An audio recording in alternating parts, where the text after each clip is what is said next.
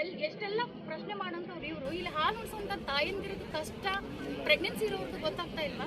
ಆಮೇಲೆ ನಾವು ಕೋವಿಡ್ ಡ್ಯೂಟಿಯಲ್ಲಿ ಬೆವರು ಹನಿ ಸುರಿಸಿ ಡ್ಯೂಟಿ ಮಾಡಿಲ್ಲ ಸರ್. ಅದೇ ಬೆವರಲ್ಲಿ PPE ಕಿಟ್ ಹಾಕೊಂಡು ಅದೇ ಬೆವರಲ್ಲಿ ಸ್ನಾನ ಮಾಡ್ಕೊಂಡು ಡ್ಯೂಟಿ ಮಾಡಿದ್ದೇವೆ. ಆ ಟೈಮಲ್ಲಿ ನಮ್ಗೆ ಹೂಮಳೆಯಿಂದ ಚಪ್ಪಾಳೆಯಿಂದ ಎಲ್ಲೆಲ್ಲೋ ಕರೆದು ಸನ್ಮಾನಗಳು ಎಲ್ಲನೂ ಮಾಡಿದ್ರು. ಅದರಿಂದ ನಮಗೆ ಹೊಟ್ಟೆ ತುಂಬಲ್ಲ. ಬಟ್ ನಾವೀವಾಗ ಕಣ್ಣೀರು ಹಾಕ್ತಾ ಇದ್ದೀವಿ. ಅವಾಗ ಬೆವರು ಸುರಿಸಿ ದುಡಿದಿದ್ದೀವಿ. ಇವಾಗ ನಾವು ಕಣ್ಣೀರು ಹಾಕ್ತಾ ಇದ್ದೀವಿ. ನಮ್ಮ ಕಣ್ಣೀರನ್ನು ಸರ್ಕಾರ ಒರೆಸ್ಬೇಕು. ಒಂದನೇದು. ಎರಡನೇದು, ನಮ್ಗೆ 48 ತಾಸುಗಳ ಕಾಲ ನೋಟಿಸನ್ನು ಕೊಟ್ಟಿದ್ದಾರೆ.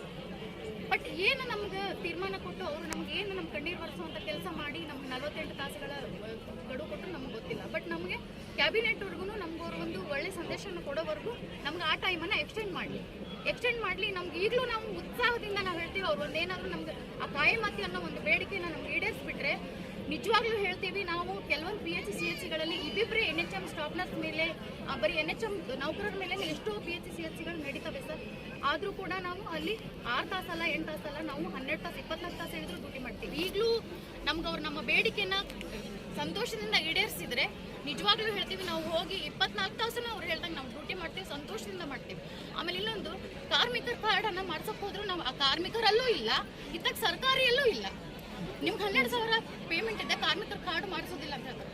ಇವಾಗ ಮಕ್ಕಳು ಎಜುಕೇಷನ್ ಹೇಳುವಾಗ ಕಾರ್ಮಿಕರ ಕಾರ್ಡ್ ಇದ್ದವ್ರಿಗೆ ಇಷ್ಟಂತ ದುಡ್ಡಿದೆ, ಆ ಕಾರ್ಮಿಕರ ಕಾರ್ಡ್ ಆದರೂ ಮಾಡಿಸಿ ಮಕ್ಕಳ ಎಜುಕೇಷನ್ಗೆ ಎಷ್ಟು ಹೆಲ್ಪ್ ಆಗುತ್ತೆ ಅಂತ ನಾವು ನೋಡೋಕೆ ಹೋದ್ರೆ ಅದರಲ್ಲೂ ನಾವಿಲ್ಲ, ಇದರಲ್ಲೂ ಇಲ್ಲ. ನಾವು ಮಧ್ಯದಲ್ಲಿ ನಿಂತು ಬಿಟ್ಟಿದ್ದೀವಿ ಸರ್. ದಯಮಾಡಿ ಸರ್ ನಮಗೆ ನಮ್ಮ ಒಂದು ಬೇಡಿಕೆ ಆದಂಥ ಕಾಯಂ ಮಾತಿ ಇದನ್ನು ನಮಗೆ ಅವರು ಕ್ಯಾಬಿನೆಟಲ್ಲಿ ಒಂದು ಒಳ್ಳೆ ಸಂದೇಶನ ಕೊಟ್ಟರೆ ಅಲ್ಲಿವರೆಗೂ 48 ತಾಸುಗಳ ಕಾಲ ಅದು ನೋಟಿಸ್ ಕೊಟ್ಟಿದ್ದಾರಲ್ಲ, ನಮಗೆ ಕೆಲಸಕ್ಕೆ ಹಾಜರಾಗ್ತೀನಿ ಅಂತ. ನಾವು ಕೆಲಸ ಮಾಡೋಕ್ಕೆ ಇಷ್ಟ ಇಲ್ಲ ಅಂತಲ್ಲ, ನಾವು ಕೆಲಸ ಮಾಡ್ತೀವಿ ಸಂತೋಷದಿಂದ. ಬಟ್ ನಮ್ಮ ಕಾಯಮಾತಿ ಅನ್ನೋ ಬೇಡಿಕೆನ ಈಡೇರಿಸಲಿ.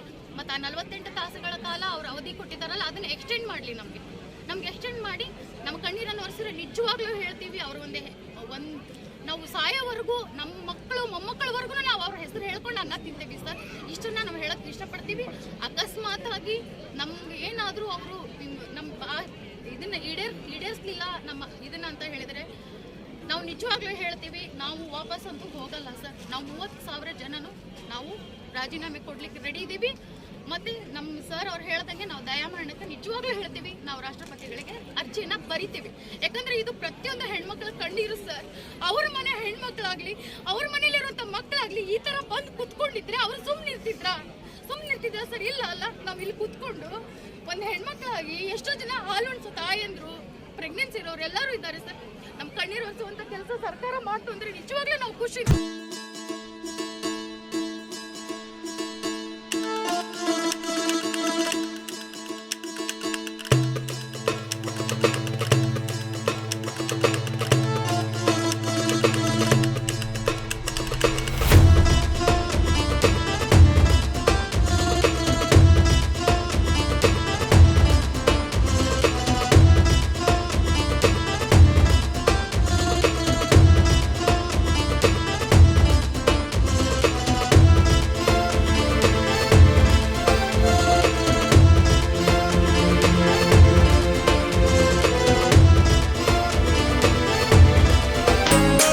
ಮುನ್ನುಗ್ಗಿ ಅನ್ನೋದು.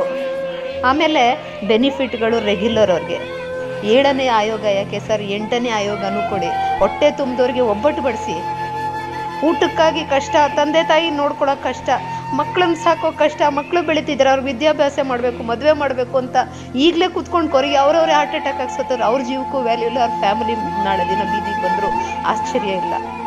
ಬಿಕಾಸ್ ಕಣ್ಣಾರ ನೋಡಿದ್ದೀವಿ, ನಮ್ಮ ಕೊಲೀಗ್ಸ್ 1-2-3 ಜನ ಸತ್ತೋಗಿದ್ನ.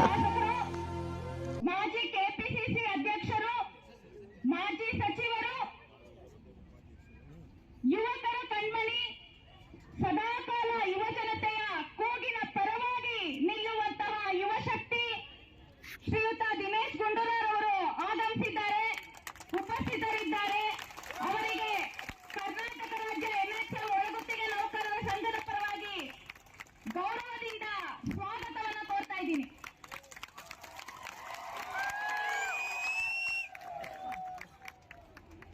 ಸರ್ಗೆ ನಾನು ಒಂದು ವಿಷಯವನ್ನ ನೆನಪಿಸಕ್ಕೆ ಇಷ್ಟಪಡ್ತೀನಿ, ದಯಮಾಡಿ ನೆನಪಿಸ್ಕೋಬೇಕು ತಾವು. ಇದೇ ಫ್ರೀಡಂ ಪಾರ್ಕ್ ಅಲ್ಲಿ, ಇದೇ ಜಾಗದಲ್ಲಿ 2018ರಲ್ಲಿ ನಾವು ಒಂದು ಯುವಜನ ಸಮಾವೇಶವನ್ನ ಮಾಡಿ ಯುವಜನ ಪ್ರಣಾಳಿಕೆಯನ್ನ ನಿಮಗೆ ನೀಡಿದ್ವಿ. ಆಗ ನಮ್ಮ ಬೇಡಿಕೆ ಏನಾಯ್ತು ಅಂತ ಹೇಳಿದ್ರೆ, ವೈಯಕ್ತಿಕವಾಗಿ ನಾನು ಒಂದು ಹೋರಾಟದಲ್ಲಿ ಭಾಗವಹಿಸಿದ್ದೆ. ಆಗ ಕರ್ನಾಟಕ ರಾಜ್ಯದ ಎಲ್ಲ ಇಲಾಖೆಗಳಲ್ಲಿ ಕೆಲಸ ಮಾಡುವಂತಹ ಗುತ್ತಿಗೆ ನೌಕರರನ್ನ ಸಮಾನ ವೇತನ ಕೊಡಬೇಕು, ಸೇವಾ ಭದ್ರತೆ ಕೊಡಬೇಕು, vote for job and vote for job security ಅಂತ ಒಂದು ಆಂದೋಲನವನ್ನ ಮಾಡಿ ಆ ಮುಖಾಂತರ ಒಂದು ಯುವ ಪ್ರಣಾಳಿಕೆಯನ್ನ ನಾವು ದಿನೇಶ್ ಗುಂಡೂರಾವ್ ಸರ್ ಅವರಿಗೆ ಇದೇ ವೇದಿಕೆಯಲ್ಲಿ ಕೊಟ್ಟಿದ್ವಿ. ನಮ್ಮ ಕೂಗು ಆಗ ಶುರುವಾಗಿದ್ದು ಈಗ ಗಟ್ಟಿಯಾಗಿ ಬಂದಿದೆ ಸರ್. ಇವತ್ತು ಎಲ್ಲ ಇಲಾಖೆಯವರು ಕೂತಿರುವಂತದ್ದು ಆರೋಗ್ಯ ಇಲಾಖೆಯ NHM ಒಳಗುತ್ತಿಗೆ ನೌಕರರು. ಯಾಕೆ ಅಂತ ಹೇಳಿದ್ರೆ, ನಾವು ಅನ್ಯಾಯವಾದಂತ ಮಾಡಕ್ ಸಾಧ್ಯನೇ ಆಗದೇ ಇರುವಂತಹ ಬೇಡಿಕೆಯನ್ನ ಇಟ್ಕೊಂಡು ಇಲ್ಲಿ ಕೂತಿಲ್ಲ ಸರ್. ನಾವು ಕೇಳ್ತಿರುವಂತ ಬೇಡಿಕೆ ನ್ಯಾಯಯುತವಾದಂತ ಬೇಡಿಕೆ, ಒಂದೇ ಬೇಡಿಕೆ, ನಮ್ಮನ್ನ ಕಾಯಂ ಮಾಡಿ. ಯಾಕೆ ಮಾಡಬೇಕು ನಿಮ್ಮನ್ನ ಕಾಯಮ್ಮು? ಯಾಕೆ ಅಂತ ಹೇಳಿದ್ರೆ, ನಾವೆಲ್ಲರೂ ಟೆಕ್ನಿಕಲ್ ಆಗಿರುವಂತಹ ನಿಯಮಾನುಸಾರವಾಗಿ ಕೆಲಸಕ್ಕೆ ಸೇರ್ಕೊಂಡಿರುವಂತಹ ಅನುಭವಿಗಳು, ಮತ್ತೆ ಯಾವ ಕೆಲಸಕ್ಕೆ ಎಷ್ಟು ಕ್ವಾಲಿಫಿಕೇಶನ್ ಬೇಕೋ ಅದನ್ನ ಒಂದು ಪರಿಣಿತಿಯನ್ನು ಪಡ್ಕೊಂಡಿರುವಂತಹ ಸ್ಟಾಫ್ಗಳನ್ನ ಸರ್ಕಾರದವರೇ ನಮ್ಮನ್ನ ಆಯ್ಕೆ ಮಾಡಿ ತಗೊಂಡಿದ್ದಾರೆ. 2005ರಲ್ಲಿ ಶುರುವಾಗಿದೆ. ನಾವು ಟ್ರೀಟ್ಮೆಂಟ್ ಮಾಡಿದ್ದೀವಿ. ನಾವು DCS ನಾನು ವೈಯಕ್ತಿಕ ಅಭಿಪ್ರಾಯ ಹೇಳ್ತೇವೆ. ಚಿತ್ರದುರ್ಗದಲ್ಲಿ ನಾವು ಕೆಲಸ ಮಾಡ್ತೀವಿ. ಈಗ ನಾವು ದಾವಣಗೆರೆಯಲ್ಲಿ ಚಿತ್ರದುರ್ಗದಲ್ಲಿ ಕೆಲಸ ಮಾಡ್ತಿದ್ವಿ. DCS dedicated Covid care centre ಅಲ್ಲಿ ನಾವು ಬೀಗುಂಟಲ್ಲಿ ಕೆಲಸ ಮಾಡ್ತಿದ್ವಿ. ಅವಾಗ ಯಾರು ಕೂಡ ಬರಲಿಲ್ಲ. ಅಲ್ಲಿ ನಾವು ಕೋವಿಡ್ ಪಾಸಿಟಿವ್ ಆದ್ರೂ ಕೂಡ ನಾವು ಮುಂದಿನ ಕೆಲಸ ಮಾಡಿದ್ದು. ನಾವು ಗೌನ್ ಹಾಕೊಳ್ತಿದ್ವಿ. ಒಂದ್ಸಲ ನಾವು ಟ್ರೀಟ್ಮೆಂಟ್ ಮಾಡ್ಕೊಂಡ್ರೆ ನಮ್ಮ ಬಾಡಿಯಲ್ಲಿ ಇನ್ನರ್ ವಿಯರ್ ಮತ್ತೆ ಔಟರ್ ವಿಯರ್ ಯಾವ್ದು ಅಂತ ಗೊತ್ತಾಗ ಎಲ್ಲ ಕೂಡ ವೆಟ್ ಆಗಿರೋ ಅಂತ ಸಂದಿಗ್ಧ ಪರಿಸ್ಥಿತಿಯನ್ನು ಕೂಡ ನಾವು ಕೆಲಸ ಮಾಡಿದ್ದೇವೆ. ನಮ್ಮನ್ನು ನೀವು ನಡೆಸಿದ್ರ ರೀತಿ ಯಾವ್ರಿ? ನಿಮ್ಗೆ ಒಂದು ಕರುಣೆ ಬೇಡ, ನೀವು ಬೇಡ, ನಿಮ್ಗೆ ಏನು ಬೇಡ. ಒಂದು ಮಾನವೀಯತೆ ಇದ್ರೆ ನೀವು ನಮ್ಮನ್ನ ಮೊದಲು ಕರೆದು ನಮ್ಮನ್ನ ರೆಗ್ಯುಲೇಷನ್ ಮಾಡಬೇಕು. ನೀವು 10 ವರ್ಷ ಆಗಿದೆ, 22,000 ಸಂಬಳ ಕೊಡ್ತೀವಿ, 25,000 ಸಮಯ, ನಿಮ್ಗೆ 25,000 ಬೇಡ, ಏನು ಬೇಡ. ನಮಗೆ ಬೇಕಾಗಿರೋದು ರೆಗ್ಯುಲರೇಷನ್. ಮೊದಲು ಅದನ್ನ ಮಾಡಿ. ಯಾಕೆ ರೆಗ್ಯುಲೇಷನ್ ನಮ್ಗೆ ಯಾಕೆ ಆಗ್ಬಾರ್ದು? ಇಲ್ಲ, ಆಕ್ಚುಲಿ ಅದು ಪೋರ್ಟ್ ಬಂದಿರೋದ್ರಿಂದ ಅದು ರೂಲ್ಸ್ ಅಲ್ಲಿ ಮಾಡಂಗಿಲ್ಲ. ಹಾಗಾದ್ರೆ ಇಲ್ಲಿ ನಮ್ಮ ಡೈಲಿ ವೇಜಸ್ ಅಲ್ಲಿ ನಮ್ಮ ಇವರು ಕ್ಲೀನ್ ಮಾಡ್ತಾರಲ್ಲ, ನಾವು ಯಾರು ಪೌರ ಕಾರ್ಮಿಕರು, ಅವರು ಡೈಲಿ ವೇಜಸ್ ಅಲ್ಲಿ ಇದ್ರು. ಮತ್ತೆ ಅವ್ರಿಗೆ ಯಾವ ಆಧಾರದ ಮೇಲೆ ನೀವು ಮತ್ತೆ ಪರ್ಮನೆಂಟ್ ಮಾಡ್ಕೊಂಡು ಕ್ವಶನ್ ಕೇಳಬೇಕಾ ಬೇಡ? ಪ್ರಶ್ನೆ ಉದ್ಭವ ಆಗ್ತಿದೆಯಲ್ಲ ನಿಮ್ಮ ಮನಸ್ಸಲ್ಲಿ. ಆಯ್ತು, ನಾವು ಒಳಗೊತ್ತಿರೋ ಓಕೆ ನಮ್ಗೆ. ಹಾಗಾದ್ರೆ ಡೈಲಿ ವೇಜಸ್ ಅವ್ರು ಇದ್ರು, ಪಾಪ ಅವ್ರಿಗೆ ಮಾಡಿದ್ರೆ ನಮ್ಗೆ ಸಂತೋಷ. ಡೈಲಿ ವೇಜಸ್ ಅವ್ರು ಮತ್ತೆ ಯಾವ ರೂಲ್ಸ್ ಅಂಡ್ ರೆಗ್ಯುಲೇಷನ್ ಮತ್ತೆ ನೀವು ಅವ್ರನ್ನ ರೆಗ್ಯುಲೈಸ್ ಮಾಡ್ಕೊಂಡ್ರಿ? ಈ ಪ್ರಶ್ನೆ ಹುಡ್ಬೇಕಾ ಬೇಡ? ಇದನ್ನೆಲ್ಲ ನಾವು ಕೇಳಬೇಕಾಗಿದೆ. ಇದನ್ನ ನಾವು ಪತ್ರ ಬರೆದು ನಾನು ಹಾಕಿದ್ದೀನಿ. ಆ ಪತ್ರನೂ ಕೂಡ ನಾನು ನಿಮಗೆ ವಾಟ್ಸ್ಆಪ್ ಗ್ರೂಪಲ್ಲಿ ನಾನು ಕಳಿಸ್ತೀನಿ. ನಾನು ವೈಯಕ್ತಿಕವಾಗಿ ಪತ್ರ ಬರೆದು ನಾನು ಮುಖ್ಯ ಕಾರ್ಯದರ್ಶಿಯವರಿಗೆ ಮತ್ತೆ ಆರೋಗ್ಯ ಇಲಾಖೆ ಪ್ರಧಾನ ಕಾರ್ಯದರ್ಶಿಯವರಿಗೆ, ಅದೇ ರೀತಿ ನಾವು ಮಾನ್ಯ ಸಚಿವರಿಗೂ ಕೂಡ ಪತ್ರ ಬರೆದು ಹಾಕಿದ್ದೀವಿ. ಈ ರೀತಿಯೆಲ್ಲ ನಾವು ಕೆಲಸ ಮಾಡಿದ್ದೀವಿ. ಇವತ್ತು ನಮ್ಮನ್ನು ಯಾವ ರೀತಿ ನಡೆಸ್ಕೊಳ್ತೀವಿ. ಹಾಗಾಗಿ ಈ ಮೂಲಕ ನಾನು ಇಲ್ಲಿರ್ತೀವಿ. ಈ ದಿನದಿಂದ ಹಿಡಿದು ಕೊನೆಯ ದಿನ ಹೋರಾಟ ಆಗುವವರೆಗೂ ಕೂಡ ನಾವು ಇಲ್ಲಿರ್ತೀವಿ. ನಮ್ಮ ಜೊತೆ ನೀವು ಹೆಗಲ್ಕೊಟ್ಟು ಇಲ್ಲಿರ್ಬೇಕು. ಎಲ್ಲರೂ ನೀವು ಭುಜ ಕೊಟ್ಟು ಹೆಗಲ್ಕೊಟ್ಟು ಇಲ್ಲಿದ್ರೆ ಖಂಡಿತವಾಗಿ ನಾವು ಇಲ್ಲಿವರೆಗೂ ಗೆಲುವು ಸಾಧಿಸ್ತೇವೆ. ನಾವು ಇಲ್ಲಿ ವೃಂದ ಇಲ್ಲ, ಹೊರಗುತ್ತಿಗೆಲ್ಲ, ನಾವೆಲ್ಲ ಒಳಗುತ್ತಿಗೆಯವರು.